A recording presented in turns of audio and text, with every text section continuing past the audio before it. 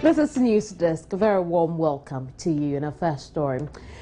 Well, Nana Akufo-Addo, two-time presidential candidate of the new Patriotic Party, has called for a united front to kick the ruling NDC out of power. He polled 117,413 of the total ballot cast, representing an overwhelming 94.35%. Ni Kote Jani has been engaging Mustafa Hamid, who is aide to Nana Danko Akufo-Addo. Nana Ohenento, on the other hand, who is also aide to Alan Kojo Tremantin, the second man in the contest for the flag bearership race for the NPP. Here's the playback of that conversation.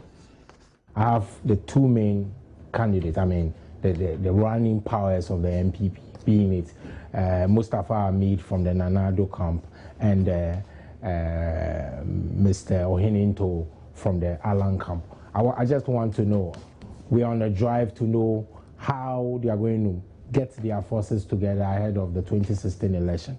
Gentlemen, good morning to and welcome to the studio. Thank you. Good morning. Thanks for having me. I want to know from you, were you surprised about what happened on Saturday? Certainly, I was. Because to have an election that delivers victory of almost 100% to one candidate, that looked quite intriguing. There are only very few elections that I'm aware that are giving out that kind of victory to one candidate, like the Atamil Sunyane thing. Yeah, but in most public elections, you would have some kind of a balance. But I think the important thing is that for the new Patriotic Party, we have successfully elected a candidate to lead the party for 2016, which is the most important thing, because I've always said during the campaign that all of these is only a means to an end. So having crossed October 18, I think the key thing now is that NPP has a candidate. Let me also very quickly not forget to once again congratulate the candidate, Nana Akufo-Addo, for being elected for the third time to be the party's candidate, and also to congratulate the leadership of the party for managing a process that has been quite unwieldy. I mean, if you're running a primary with over 140,000 delegates, that is a huge thing. It is totally unprecedented in our history as a country for a political party to be able to manage that kind of process. Mustafa, so I think that is the most important thing now. Right. We got a candidate and we have done this election quite successfully. I think that is important. All right, thank you very much. Mustafa, if I come to you, you won landslide and people are saying, can you manage the few people in the rejected ballots, if indeed they did it, they intentionally did that? Can you manage them to unite the forces of the NPP going into 2016 election? Or, with the VAR campaign that went on, the vote buying that people were talking about and all that. What is your reaction to that? Well, Ohenento has said it. You see, this is the nature of our party. It's always been a party. Indeed, the competition is one of the cardinal values and principles of a liberal party anywhere in the world, that there must be competition, not just in running political affairs, but even in the economy, that you believe in a liberalized free market economy where people are free to compete, for goods and services and so on. So competition is a part of our values. And so it's okay that we competed. But frankly, 94%, I didn't expect that. I'm not sure Nanado expected 94%. We did 80% in 2010, so we're expecting that we will go to 85. That was our projection, that let's improve 80. Then it took us to 94. That's huge. Now that puts a huge responsibility on the shoulders of Akufo-Addo. That 94%, and as Ohenento said, nearly 100% of the party says that we have our trust in you. You dare not betray that trust. You dare not. And you cannot fail, because that's a huge, enormous responsibility. So I guess that Nanado knows that, and he said that at Ifwas Alliance Park, that he's frightened by that expectation, because if you fail, you have let down millions of people. So whatever it will take, and you have already said it, by your question, it means that you identify that bringing the 5% together to make it 100% package for the battle in 2016 is an imperative. So even if you, as the journalist, realizes that that is an imperative, you can be sure that the flag bearer himself has realized that long ago. Let me still stay with you. Yeah. I mean, you're going into election in 2016. What is going to change? This is a candidate that won election in barely 3 months. That people, I mean, went to courts. The gap between Akufo-Addo and the president was so close. What are you going to do differently to attract the floating voters, the people who are so discontent with Akufo-Addo? What has changed about him going into 2016? Well, I am not sure. I mean, we went on a banter some time ago about this floating voter phenomenon. I mean, he's the general secretary of our party. He knows that the core people who are NPP people in this country, are no more than 3 million people maximum, those who are die-in-the-wool NPP people. So for a candidate who has gone to elections twice and clocked over 5 million votes, there is no way to suggest to me that not a single floating voter, independent voter ever voted for Akufo-Addo, and that Akufo-Addo has to win floating voters too. I think that it's a myth that we trumpet. In 28, there was a dead heat. It was a dead heat between him and Mills. In the end, 23,000 or so odd votes separated them. You think that only NPP people constituted that number, and that only NPP people constitute 47 and over percent of the population in Ghana? I don't think so. All the statistics have told us that NPP people are no more than 42, maximum 45%. So it's not really true. So let's get that.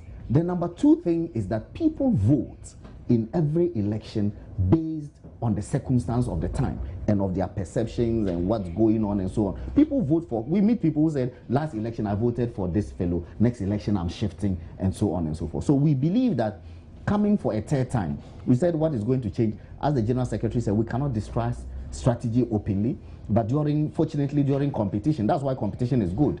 I mean, our opponents put up certain criticisms of how 28 and 2012 were not run well. Just now I was with him in the studio. He said a few things. I'm sure Akufo-Addo has heard all of those things that have been said, and of course all of those criticisms will be taken on board, and then we'll make remedies. No, let me come to you. I mean, the rejected votes did well than Akufo-Addo. So how are you going to put a strategy in place? And these are delegates. So these are the elite society of, NPP voters. And if we have huge numbers in terms of rejected votes, don't you think that will be a key stake going into 2016? Well, fortunately, this morning, when we were on the radio discussion, the General Secretary, Kwabena Japan, spoke about this and did indicate that that was a concern and that the party was going to take a particular look at educating the core party leadership, because all of the people, and you're right, all of the people who voted in last Saturday's primary are all leaders of the party from the grassroots up. And if they could be making such mistakes as far as voting is concerned, that it meant that we needed to pay attention to that. He's already put it on his cards, and I'm sure the party leadership is going to embark on massive training to ensure that we don't have a lot of our members making such mistakes in the 2016 elections. Let's still stay with you. Some are saying Alan is sustained. I mean, if he loses this election by 2016 or by 2020, people would have been fed up with him. You being an Alan man, I mean, I know definitely we have one man, so everybody's going to support him. Alan has pledged support for Akufo-Addo. But looking at him beyond 2020, let's say 2024, if Akufo-Addo gets to be two-time president of the Republic, what would be the talk about Alan? Will we say that he will fold up his arms and say, oh, okay, enough is enough, let me just quit politics? Well, first of all, I think it is a decision that Alan will have to take as an individual politician. But beyond that, you know, in politics, circumstances change. Life generally, but in politics for that matter. So depending on the circumstances that we will be confronted with going forward, a whole lot of different things can happen. So I would say, first of all, let us leave that discussion or decision to Alan. But secondly, going forward, depending on what the party is confronted with, I'm sure that the Times will throw up a leader And I would not be surprised if Alan is still in contention. Mustafa, let me do some wild guess. I mean, the last time it was about free education. What do you think the Nana-Addo campaign is going to focus on to be able to attract, I mean, the teeming youth and people, I mean, because the youth is the largest base, and with all the problems we are facing in the economy now, what do you think the campaign message should look like? Well, unfortunately, I don't have the locus to talk or about the wherewithal to decide. This is a party. But are we going to resurface with free education and all that? Even so, you are still forcing me to say things. If I were invited, I'm not member of National Executive, I'm not member of National Council. But you are with Nana-Addo, you speak for him. You know what he wants to talk about. Well, but what he wants to talk about in that sense is public, because he said that there are two key ways by which we can get out of our mess as a nation. He says one is changing the structure of what he calls the Gogisberg economy. That's something that he's continually said public, which means being an agrarian economy that only exports raw products and so on, that we need to add value, we need to industrialize. I'm coming. Okay. That's number one. And then number two, that we need to develop our human resource base, and which is through education. Okay. We need to get the majority of our people educated and resourced. He's cited countries like Japan and the rest of them who have no gold, no bauxite, no diamond, no oil, just human resources, and then they have developed with those human resources. I believe that he says that these are the key pointers. But these are what we will call perhaps broad teams. Under these broad teams, I'm sure there are sub-teams that when a campaign team is put in place, they would craft into reducible messages. Let me still stay with you. I mean, we are living in a country where electricity is no more a luxury for us. I mean, it's something that we need to crave for.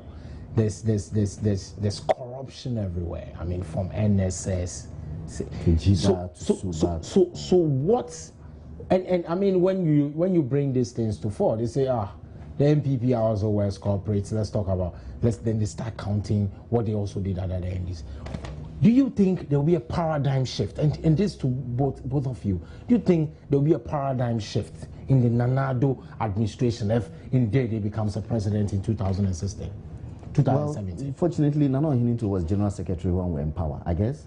Yes, from 2005, he was General Secretary, and he would tell you that it's not true that under the NPP that there was a wanton waste of the nation's resources. Everybody knows the NPP chairman then said kickbacks were shared in the castle. That's a myth that you people. It's not true. It's not true. Right. It's not true. So the point I'm making to you is that the nation's resources under President Akufo was put to the use to which that you see, the things that are palpable. All these including Ghana 50. The reason you are sitting here and talking about JIDA is because of Akufo. Okay. He called it NYEP. Exactly. It's his creation. I know. Absolutely. But the reason you are talking about Suba is because President Akufo brought talk tax and so on. Exactly. So all of those things that NDC has corrupted, which are the talk of town, are because President Akufo created them. So that's the use to which we said they didn't get legal bargain in regards to NYEP. They didn't get legal backing from Parliament. So they didn't even have a roadmap in running that scheme. So definitely it is bound to be corrupted. Really? That's what they said. I'll let him into us. Right. I'm surprised that a government initiates a policy that clearly has benefits for the nation. Another government takes over and messes it, and we're not ready to look at how this new government has messed up health insurance. Something that has to do with life and death is now in a mess. We're not worried about how something that has to do with the future and welfare of our youth, school feeding, has been totally messed up. And we're not looking at that. We're not looking at how the wanton payment of judgment debts have totally depleted our resources. I think sometimes if we want to position the discussion of governance and how MPP and NDC have run this country, I think we ought to be a bit more objective in terms of how the two parties in government have deployed the resources of this country. And it's quite obvious. Even people inside the NDC today are complaining about corruption in NDC. So I don't think that we have to shift the debate. Right now, the subject you've put before us is that MPP has elected a flag bearer. Going forward, what kind of government should Ghanaians expect? Exactly. I think the record of the MPP in government is so clear and strong. Okay. So far, I don't think that there is any government, especially in the Fourth Republic of our history, that has shown that it has the capacity to deliver to the people of Ghana development with the meager resources that we have more than the NPP. All right. So I think the evidence is so clear, but clearly MPP has always shown that there are at least 3 key pillars which the economy of Ghana needs to be repositioned on: infrastructure, export, and industry, industrialization. I think that these have run through all of the manifestos of MPP since 1992, during Kufuor's government, during Akufo-Addo's campaign, 2008, 2012. And I can bet you, going forward, it is very clear that the way the economy is floundering, if we do not pay attention to these 3 key pillars, we're not going to do any better than we're doing now. And that is what Ghanaians should expect from a new NPP government. I mean, let me just ask this last question so we can move on quickly. Some have said that Ghana needs to start moving away from the poverty reduction that we keep talking about to wealth creation. I just need 30 seconds each. Your reaction, and this is devoid of your party colors and whatever. But personally, as a politician, do you think it's a right call in the right direction as we speak? Of course it is. You know this guy, I've forgotten his name. He's written this beautiful book called "Why Capitalism Works in the West and Fails Everywhere." Hernando de Soto, the Peruvian economist, and he said that, look, there are basic things. You know, the man who is in my village, who has 100 cows, okay, he's a wealthy man. Yeah. If you have 100 cows, how much is the cost of a single cow today? A lot. It's about 2,000, 3,000 Ghana cedis per cow, depending on the bigness or whatever. Okay, but yet when you go, those people are sitting in penury. Their children are uneducated because he cannot use those cows as collateral to get a loan to do anything, to build his house or so on. So Hernando de Soto says that, look, the basic thing is for us to quantify these kinds of wealth, you know, into tangibles. You know, make them collaterals, make people capable of. Number 2 is everybody talks about the address system, but no government seems to be able to. President Akufo and his government did a bit. President Mahama is doing, because I've been to some villages, frankly, and I've seen the attempt at naming streets and so on. Because if people don't have addresses, okay, you are who you are by your address. Where does Ohilinto live? I'm not sure Ohilinto can simply tell me today, I live on number 5 Tetekwashi Road. I'm not sure he can say that. It just as I can say, now I have to give a long narrative. Fortunately, now I can. Now you can. Okay. They are trying to name the area, so. But you're right. You're right. Yeah, you know. Because so let's quickly come to you. 30 seconds, because we are hard pressed for time. Now, I think I told you that if you look at the record of the MPP in government, it is clear that when MPP came to government, we focused on infrastructure, we focused on diversifying the economy, we focused on building a new base for industrialization. We laid the block. We focused on stabilizing the macroeconomy. These were key. If you want to reduce poverty, you would have to deal with the fundamentals of the economy. If you want people, farmers in the north, for example, to make a living out of their tomato farming, you have to reinvigorate tomato factory in Pualugu, which we did. Right. The only thing that happened was that NDC comes back to power and collapses Pualugu again. So what happens to the farmers in the north? If you are not building infrastructure, you are not building Bui Dam. MPP laid the foundation for infrastructure. Bui Dam, you need power. All right. You need a diversified export. These are the key things that would change your economy and deal with poverty. Okay. If you don't do that, then you don't know what you're about. MPP has already shown that we know what it takes to deal with poverty. Okay. And talk about the social services, health, and education. These were key things. If you collapse, continue killing health insurance, you're not going to deal with poverty. People don't have the money to get basic health services. How did they get out of poverty when they are ill? So we know what it takes. So thank you very much. Knows what it takes. Thank you very much. And